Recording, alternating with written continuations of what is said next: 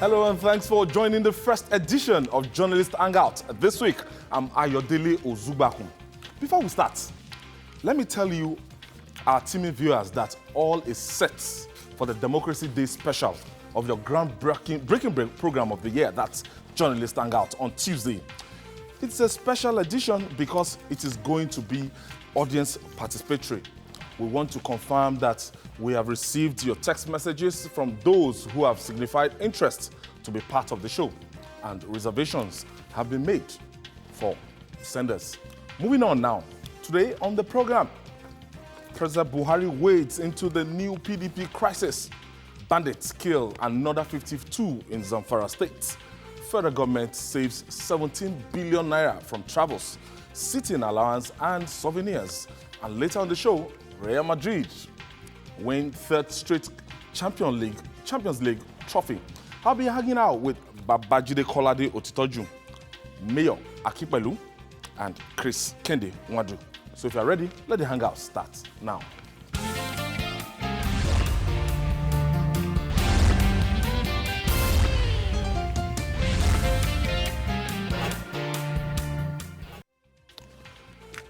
Thank you for staying with us. Action, according to a great Spanish painter and poet, Pablo Picasso, is the foundation key to all success. President Muhammadu Buhari may have taken a bold step towards resolving some of the crises rocking the All Progressive Congress, APC. This may also play a key role in his re-election bid. The president agreed to meet with members of the new PDP.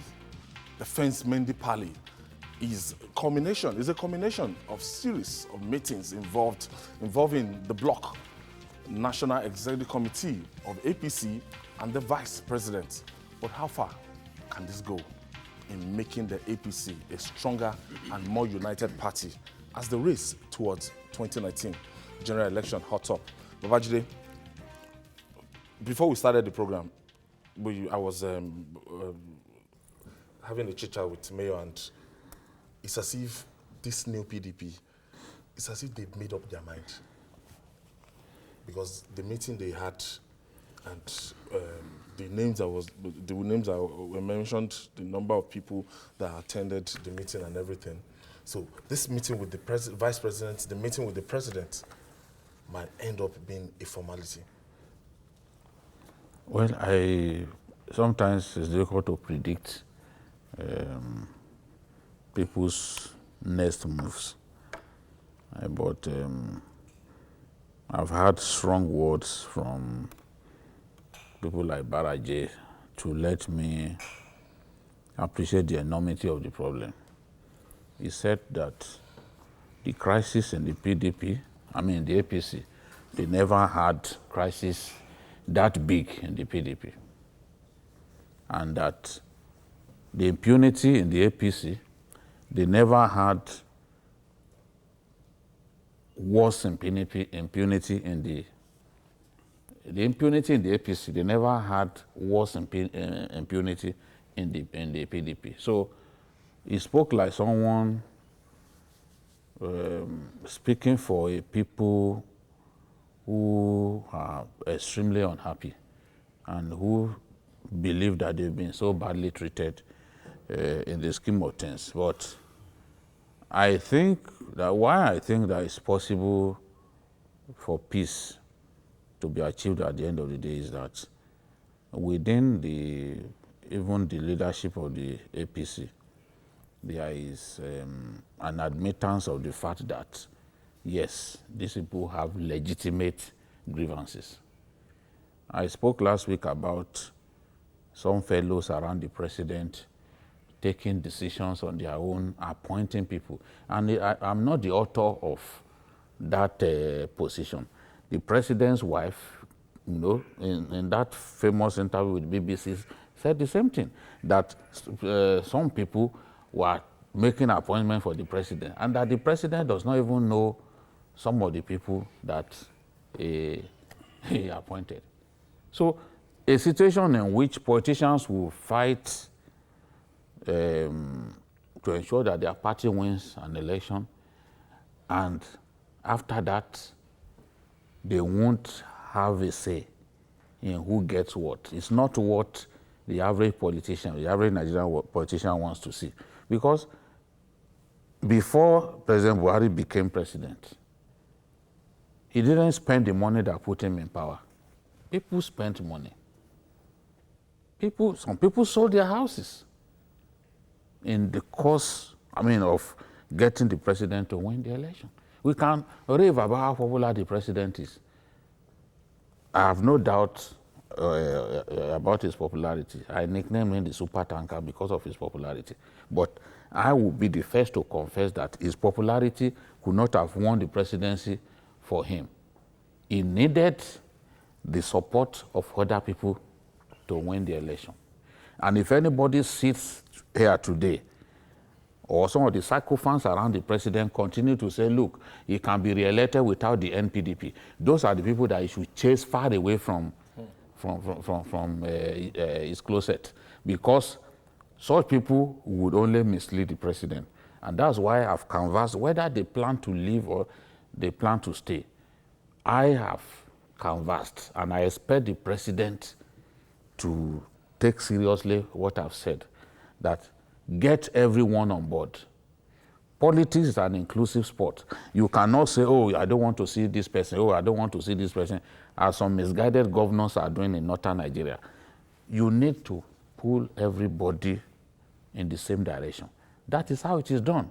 Because at the end of the day, if you do not do that, you will hurt the president's chances.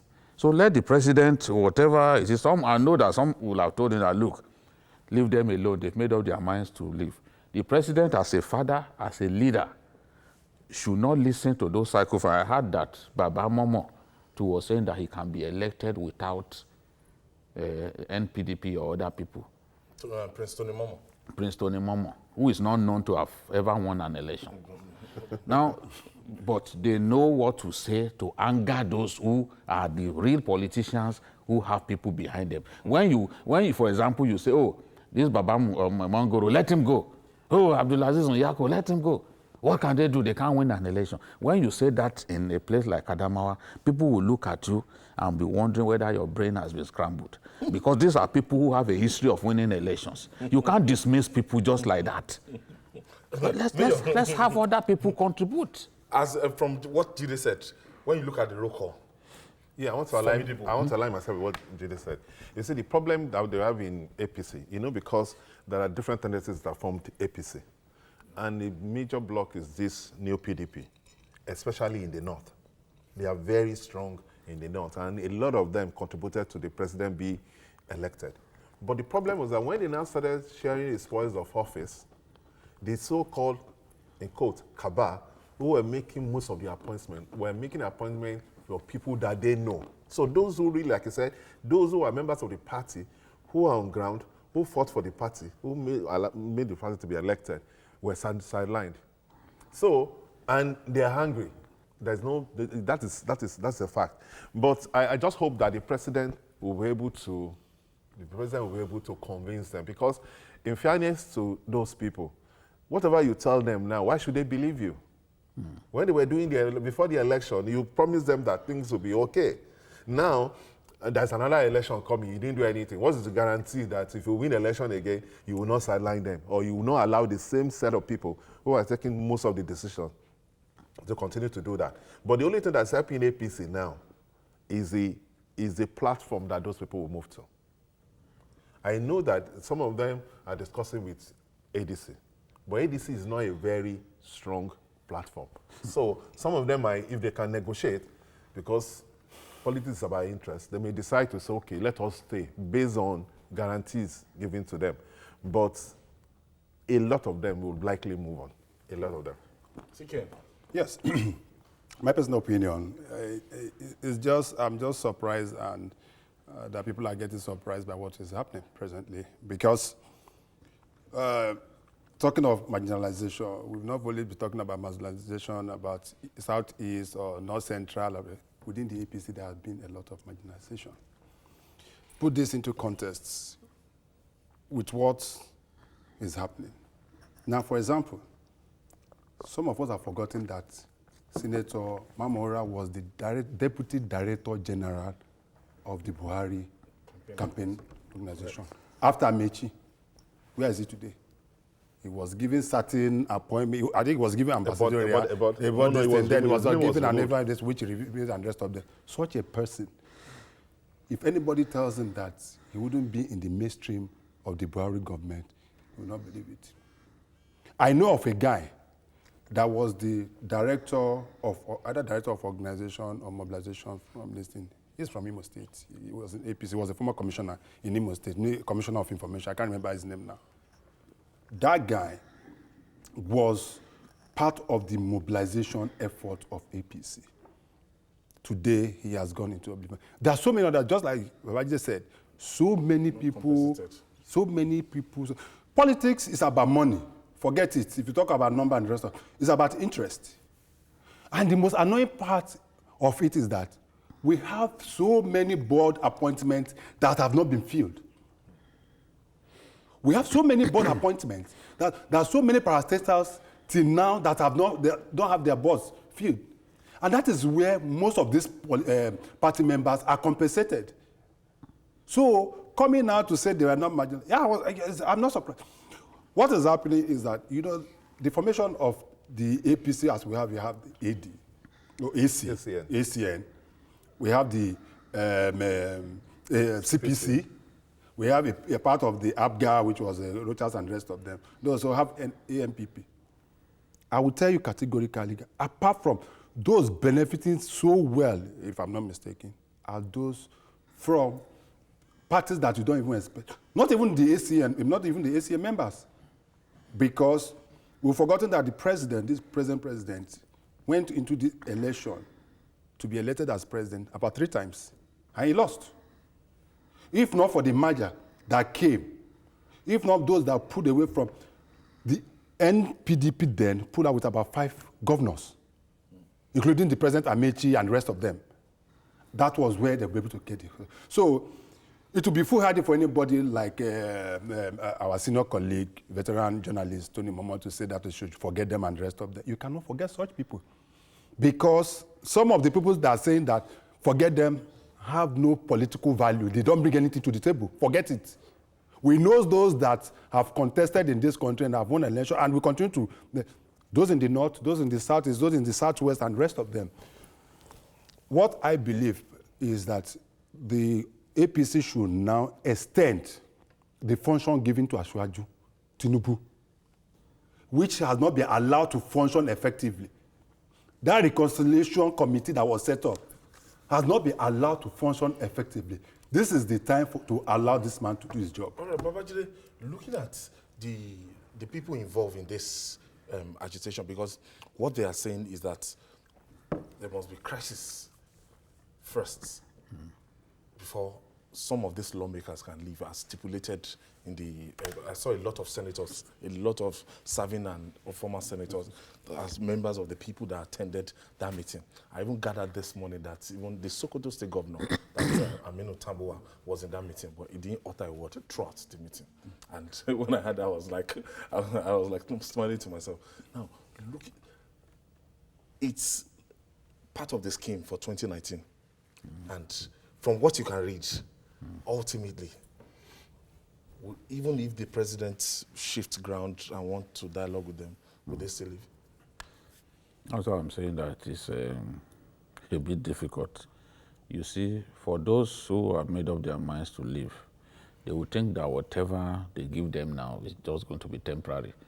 You can actually give someone something today, and when the government is constituted in about a year's time, you can relieve him of what you have given him. So they can actually, some of them can say, look, for 3 years, they didn't do anything for us. Why now? Is it because an election has come? They can easily take whatever they give us with the right hand, with the left hand. So I know that some people will be talking to them like that. But you see, and I also know that the crisis that the Congress engendered has also made the ranks of the nPDP to be swollen. No doubt about it. Some of those who were not prepared to join them, after they were cheated at those congresses by those selfish governors, have now seen the need to begin to work with these people. So it is when... Strong movement now. Yes. You heard what Abdulaziz Murtala Yako was saying, that who will stay in a party where he's treated like he's not worth anything. And that group in Adamawa is a very strong movement. That's the biggest political bloc in Adamawa State.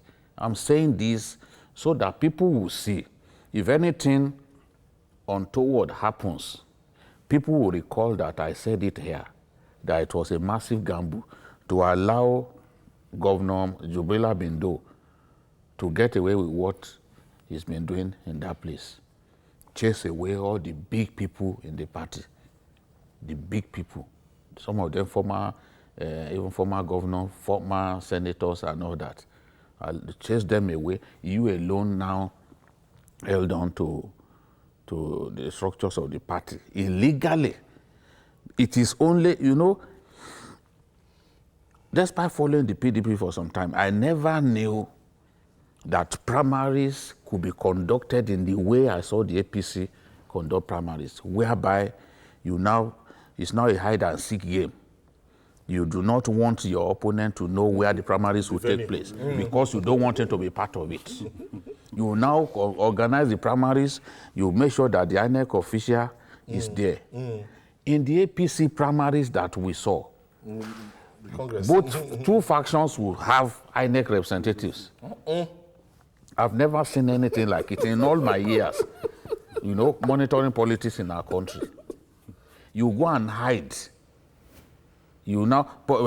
Party primaries has now become something like that you take to the grove, the masquerade grove, or what the Yorubas call Igbale, where masquerades dress up.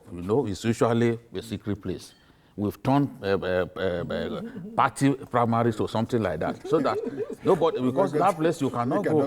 Because the shrine. Congress. It's shrine where people, the shrine.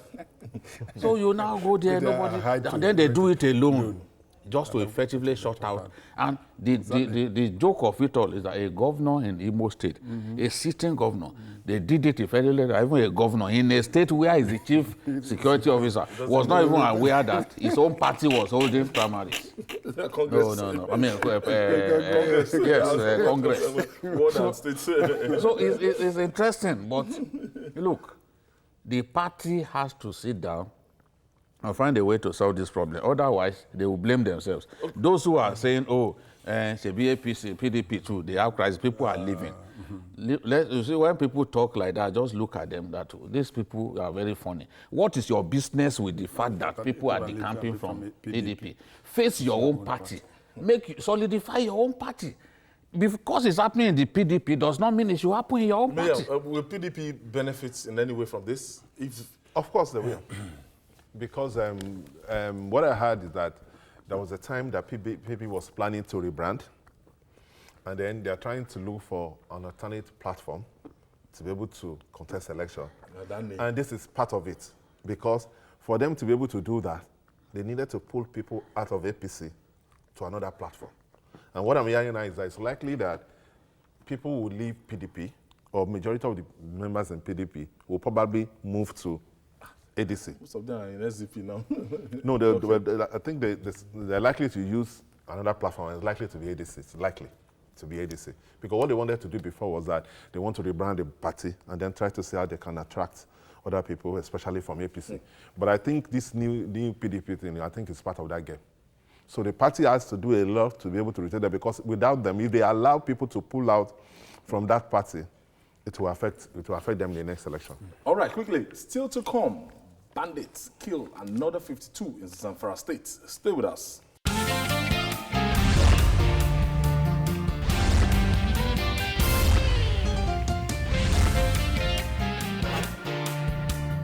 Welcome back.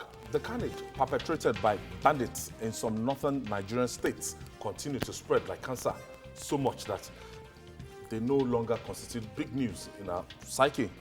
The bandits struck again at the weekend in Zamfara. leaving a trail of woes.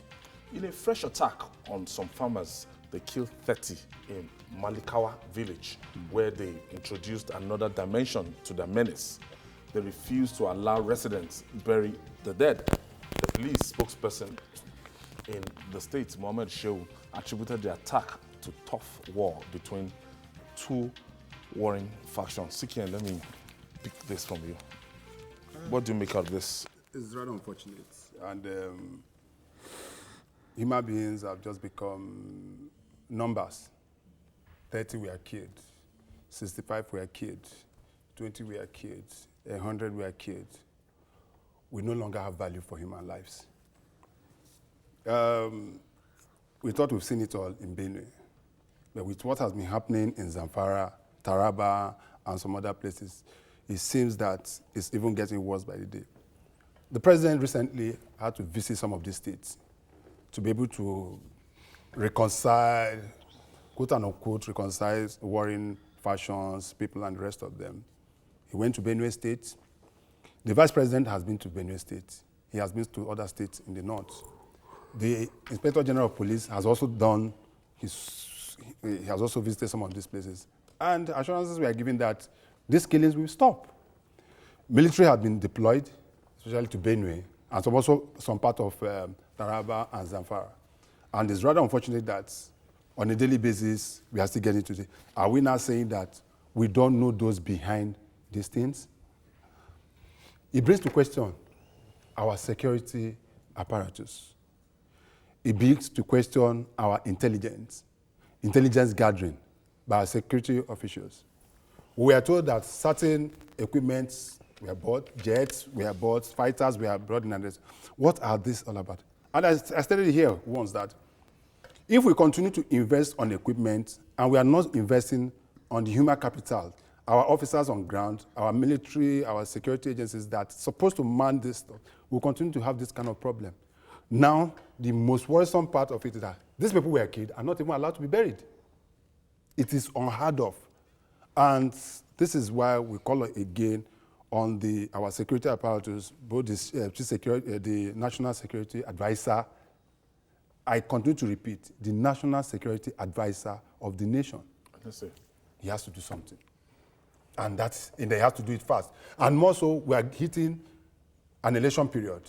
This could escalate if care is not taken. Some people are already talking that it is ethnic cleansing. Some people are bringing some religious inclination into it and the rest of them.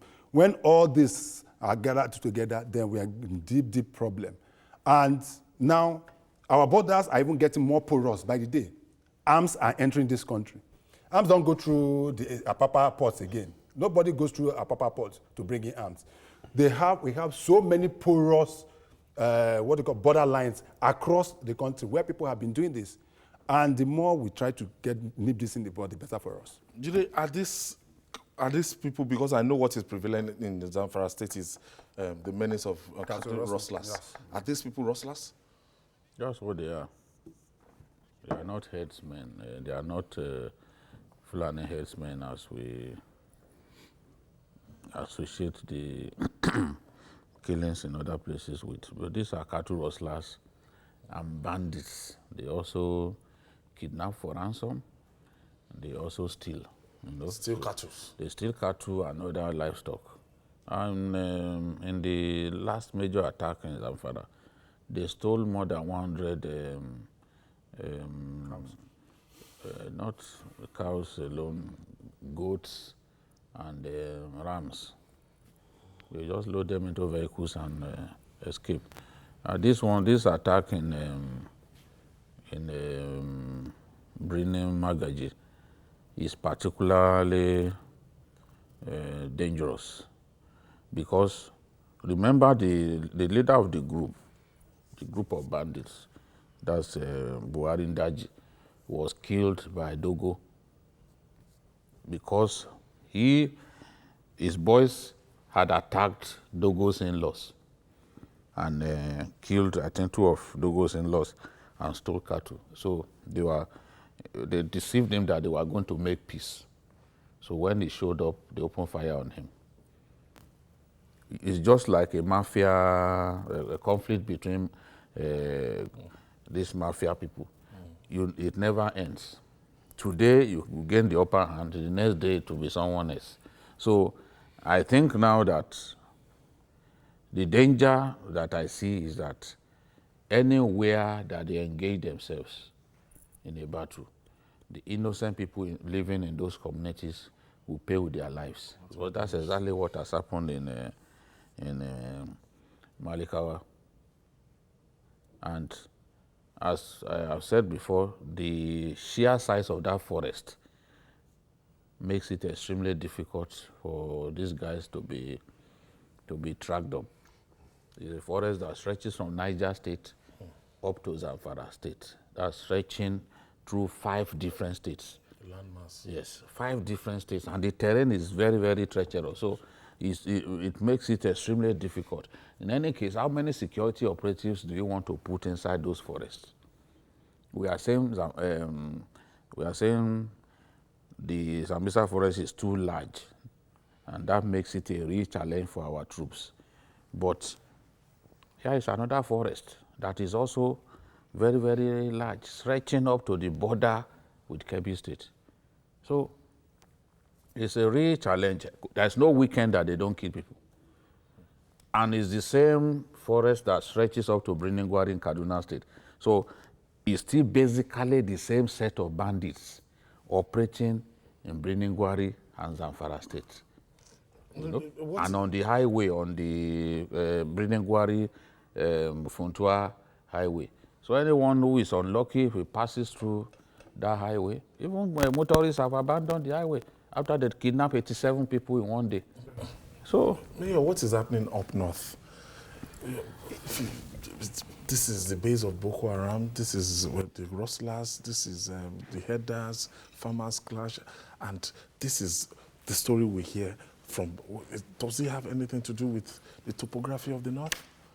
I don't think so. I think basically it has to do with the fact that we allowed a problem to fester. You know, because when the Boko Haram thing started and becomes a full-blown terrorist organization, you understand, it attracts a lot of efforts of our troops. So the security apparatus are overstretched. They cannot be everywhere in the north. So it gives room for bandits to be able to take advantage of that laxity to fill in that vacuum. And it's between the devil and the bliss, because you see, we have to commend the security forces, but I think they are overwhelmed. There's a limit to what they could do, especially given the terrain and the fact that it's not a regular force that you are dealing with. It's a force that is highly mobile, and they are bandits. They basically do these things to be able to make money. And that attraction is there. And coupled with the fact, like I said the other time, that the border is porous, there's free movement for these bandits to be able to move from one state to the other, from one country to another. So it's between the devil and the deep blessing. We just hope that the security forces will redouble their efforts and try to bring things under control. The role that poverty has played into That this. is where I was about going to. Poverty is extremely high in the north. The poverty level in the north is extremely high. And that is where I am very, very much annoyed with some of the leaders from that part of the country. Recently, about 3 months ago, or 4, I made a trip to some part of the northeast. I went as well, Bauchi and the rest of them. That was my first time of really experiencing this Almajiri kind of thing. Ayo, it was overwhelming. You see a whole lot of kids, young kids that are supposed to be in school, just roaming down the streets, holding plates and the rest of them. Most of them that should be in school. In fact, as I said at this program, one of them, it got to a point that, in fact, when we were moving, we had to stop because I had to ask the driver to stop. That I saw some kids fighting, over 20 of them. And I was asked, what is the problem? And people were just watching and I got down and said, what is the problem? They were fighting over a loaf of bread. Let me quickly pick this call. My first caller, Yakub, is calling us from Lagos. Yeah. Thank you for joining us, Yakub. Thank you, Ayo. Yeah. Good evening, Babajide and the two gentlemen in the studio. Good evening. Jacob. Yeah, thank you very much. Go ahead. I would like to, quickly because of the time, I would like to say something about the earlier topic. I always pray, it's like the time of chairman of the party in person of Oyegun should be tomorrow. That's why I always pray that it looks as if the time should come to an end tomorrow, because he did nothing to make sure that the party come together. You can imagine Adama, as Babajide rightly said, I can never see the madness of somebody that can be able to tell those big wings to let them go in Adamawa State. If you look at those people, the Marwa of this world, I can mention governor because of the time, but this very particular topic, Ayo, I think this is the time. All right, I think so. We're rounding off now, Babajide. Should we encourage our security forces, or they're overwhelmed, or what could be done to save life and properties down north? You see, there's a need for the people to also work with the police to expose some of these undesirable elements. But the complaint has always been that some of the police officers working in Zamfara are compromised. The Emir of Anka even said, look, if you think the police can help, that they will not help because of corruption. So the IG needs to look in that direction. You know, some time ago, it was difficult to do something about the kidnappers on the Kaduna-Abuja highway. The IG had to replace the policemen, in communities in that area. And then there was some improvement because they were the ones feeding these kidnappers with information. And sometimes if you give information to the police, they will tell the kidnappers and the kidnappers will come for you. So they need to look at the security setup.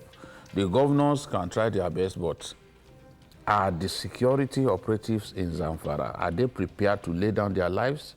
Are they working in cahoots with these bandits?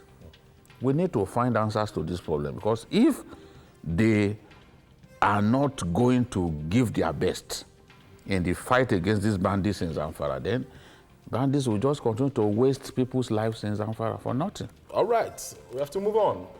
Prudent management of resources should be the watchword of any government focused on delivering on its mandate to citizens. This is even more pertinent in the face of dwindling government revenue. The Nigerian government says it's created efficiency units to enhance efficient use of resources and reduce recurrent expenditure. Reeling out benefits of the policy, the Information Minister, Alhaji Lai Mohammed, said the country saved 17 billion naira, that's 17 billion naira, from travels, sitting allowances, and souvenirs in just 3 years. According to the minister, who spoke in Lagos, Nigerians can now begin to shout hooray as the country is beginning to rise from the ashes of years of massive corruption. 17 billion naira saved from souvenirs, saved from travels, ticketing, flight, the class of flights you fly as a minister or top government functionary and everything. Now, is this a welcome development? If it is true that 17 billion was saved. Our minister is talking to us.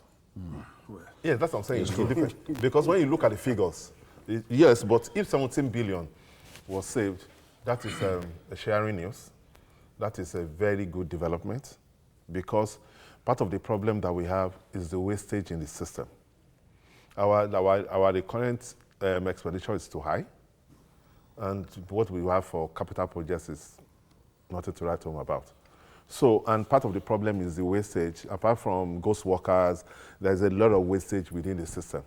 So if this government have been able to streamline governance in a way that they were able to stop part of the wastage, then it is something that is very commendable. Jide, when you are looking at it from the perspective of being a waste, I know of a printer that used to be an Abuja-based printer. He's in charge of all this calendar, surveillance, and everything for most of this federal government. I know he employed as much as 35 people working in his firm. Immediately, when that thing was stopped, the man, you know, he had to lay off all his workers and everything. So when you look at the ripple effect, yes, can we quantify that 17 billion naira as money saved, or should be used to do something that is visible? No, we don't have to just keep money locked up somewhere. We have to spend the money on something productive. For example, in many states in Nigeria, Nigerians have no access to clean water. People, even in Lagos, people have to drill their own boreholes. You know, government has failed in its responsibility of providing basic amenities for the people. People, in some cases, even build roads leading into their estates, leading into their communities. So let some of these monies being saved here and there be deployed to reduce our infrastructure deficit, because Nigeria's infrastructure deficit is huge. No doubt about it. We would need more than 50 years to effectively address, of consistent, solid funding to address our infrastructure, the infrastructure deficit that we suffer from.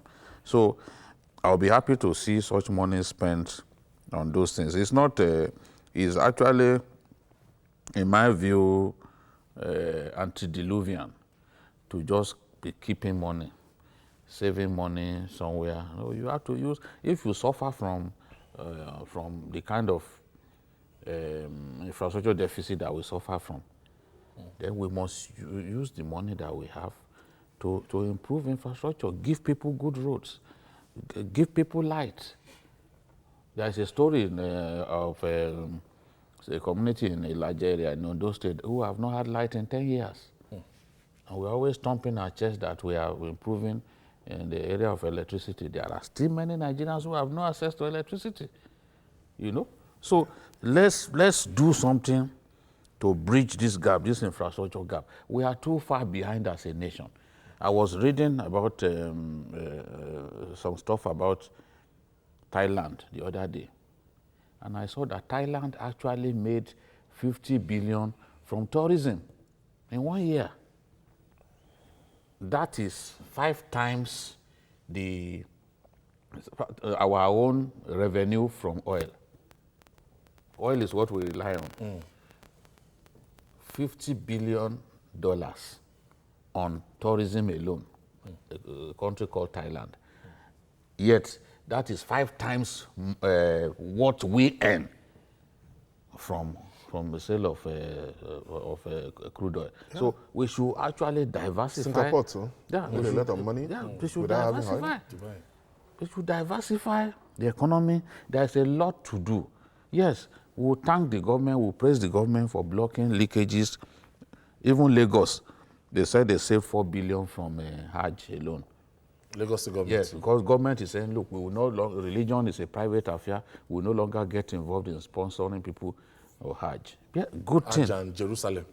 And Jerusalem. Lovely thing. You know, good thing. We can now use the money.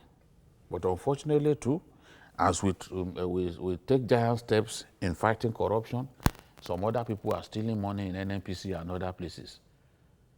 It has reached the point that it can no longer be denied. The level of stealing, the avenues through where our resources are leaking, they are still very much there. In fact, it's worse. Siki, your intervention on this? Yes, just as Lord Mayor said, if it's a fact that we save so much, about 17 billion from such issues, is a kudos. I would say kudos to this government. Remember in the past, what we used to have is our public officers within the level of directors and the rest of them, they fly first class. First class. It's first class. Straight it has always been there. You don't even, once you are entering, you see them. When you are going to the right, they are going to the left. It's always been like that. You know. International flight, you don't see them at all. That was not only the problem. They also will fly their wives, fly their housemates, and the rest of them out. Those of them that have extra curriculum also do that. for their girlfriends and the rest of them. So the waste was just too terrible. And so if that has been, and you know, the president said it from the onset. That is what leadership is all about. It has not always been negative. When people say the government, there are some positive aspects where the government have been doing well. And that is a fact. It cannot be totally bad. And those areas where they have been doing well, The court you know, court bill. yes, you know that there are some areas Quoted where by 90%. yes, so there are some areas where Okay, they have been doing well. They should be able to- I have this call from Maryland in the US. Ralph is calling us. Thank you for joining us. All right, guys. You guys are doing a nice job. Thank you, Ralph. Is it possible you guys could be like uploading your programs to YouTube immediately, probably after you? We'll do that, and we are streaming on Facebook Live. It's automatic. So, I mean, some people might not have the opportunity of watching it immediately. Real time. in stream. Is there? Are you guys? Yes, every day. It's there. Check It's it there. out every day. Yes, it's there. Thank you, Ralph, calling all the way from Maryland. And Yeah. So as I was saying, so it's a good one, but let us also put, as Jide rightly said, Babaji said, let them put this into infrastructure, into areas where it can benefit Nigerians. Yes. We've also seen the Minister of Information has been going around with certain people showing what the government have been doing and the rest of them. There are certain things that most of us are not even aware. yes, And it's a fact. Okay, you understand what I'm trying to say? They are supposed to be saying these things regularly. showcasing what Not occasionally, we don't get to know that. So it has not been negative. There's still some positive aspect to this, and we commend the government. I'm and we excited. hope that they sustain it. I'm actually excited that the tax base is increasing from 5 million taxpayers to 11 million taxpayers. That's good. That's good. So that's good. That means we are now getting into that realm whereby we will no longer rely wholly on oil revenue. If from customs we are getting significant revenue, we are getting significant revenue from taxation, because that's what big countries rely on. Major countries of the world, they rely on taxation. As we make money, but a lot of our big people, they don't even want to pay tax. So when the tax officers come, they bribe them and then keep the money. They cheat their country. So it's a good thing that we are improving on that. But say MDA inflows into TSA has hit 8.9 trillion. Well, it's significant. But let's use this money. Let's use this money. Next thing you hear that the government is broke. Government is broke. That's it. We're recovering this. We are making this. That money does not belong to them. That is the point. Yeah, but even at that, I think we'll be getting enough. All right. Let's see Many people who are bypassing this TSA. Many people are bypassing it. Many people are refusing to use the BVN. Bank chiefs are conniving with people who steal money and keep in the banks without a recourse to TSA, without a recourse to the BVN. So there's a lot of work for us to do. Now, on a lighter note, to go sports now. A popular sports balance goes first. Form is temporary, but class is permanent. One of the most anticipated European football matches was decided last Saturday. The 2018 UEFA Champions League final saw English side Liverpool facing the most successful team in the competition, that is Real Madrid of Spain. The Liverpool scoring the most in the competition this time, but many expected the Reds to record an upset against the Spanish giants, but with their talismanic Egyptian striker Mohamed Salah leaving the stage earlier due to injury. Real Madrid carried the day, winning their third straight Champions League trophy and 13th overall in style. Mayor, Hala Madrid. Yes, Madrid was able to prove that in sports, experience matters. They're a very experienced team. Winning that Champions League is a big achievement, especially when they were winning it for the third time on the trot.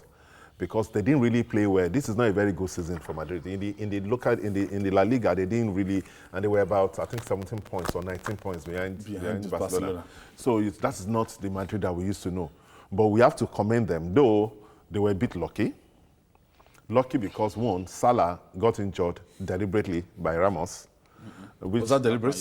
Yes, because if you look at the way if you look at the way he held to the hand and he now fell on it, I think it is deliberate. Was he the one who fell on it, or the guy first? Yeah, no, because he pulled it. Salah was the first to hold his hand, Ramos's hand, and then they got into an arm lock, and the both of them were running. So Salah is the smaller player. He fell awkwardly on his shoulder.